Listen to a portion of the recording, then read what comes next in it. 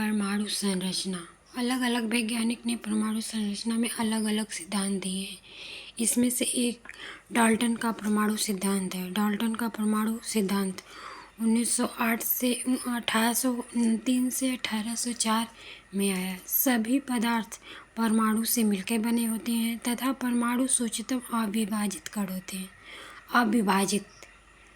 विभाजित नहीं किए जा सकते। परमाणु छोटी पूर्ण संख्या में संयोजित यौगिक बनाते हैं। ये परमाणु रासायनिक अभिक्रिया में भाग लेते हैं। किसी भी तत्व के सभी परमाणु का गुण धर्म एक समान होता है।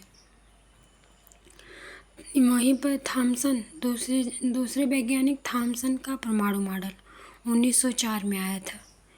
थॉमसन का परमाणु मॉडल जो है परमाणु का तरबूज मॉडल कहा जाता है। जैसे तरबूज नहीं होता वैसे ही एकदम देखने में वैसे ही थॉमसन का परमाणु मॉडल था। थॉमसन का परमाणु मॉडल धन आवेशित कण है, ऋण आवेशित कण है, परमाणु उदासीन है। थॉमसन का जो परमाणु मॉडल है उसमें उदासीन है। थॉमसन का परमाणु मॉडल 1904 में आया था। इसी के तहत 1911 में उन्हें नोबेल पुरस्कार दिया गया था। प्रोटॉन की खोज कब हुई थी?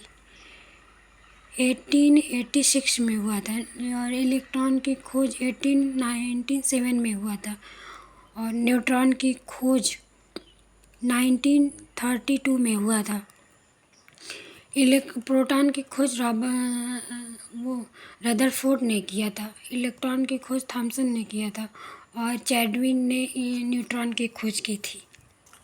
जैसे थॉमसन के अनुसार परमाणु धन आवेशित कण का बना हुआ गोला होता है जिसमें धन आवेशित कण पूरे परमाणु में एक समान से बटे हुए होते हैं। धन आवेशित तथा ऋण आवेशित कणों की संख्या आपस में बराबर होती है। परिणाम स्वरूप परमाणु उदासीन होते हैं।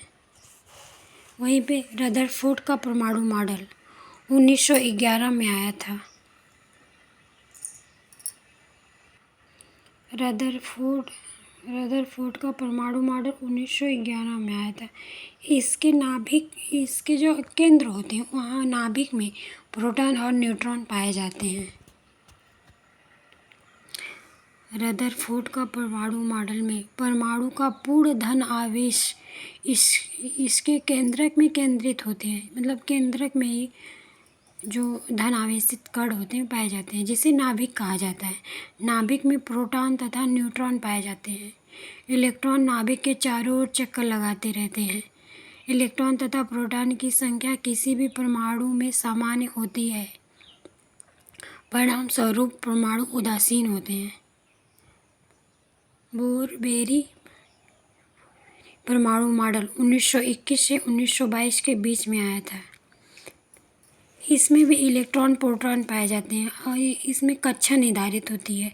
ये 1 2 3 4 1 को K कहा जाता है, L को 2 कहा जाता है, M को 3 कहा जाता है, N को 4 कहा जाता है। किसी भी कक्षा में अधिकतम इलेक्ट्रॉनों की संख्या 2n² होती है। कक्षा के स्तर को बताती है। किसी भी कक्षा की कुल ऊर्जा निश्चित होती है। किसी भी कक्षा जो ये 1 2 3 कक्षाएँ हैं उसकी ऊर्जा निर्धारित होती हैं। यहाँ पे L1 K1 में कितने इलेक्ट्रॉन होते हैं? 2 इलेक्ट्रॉन होते हैं।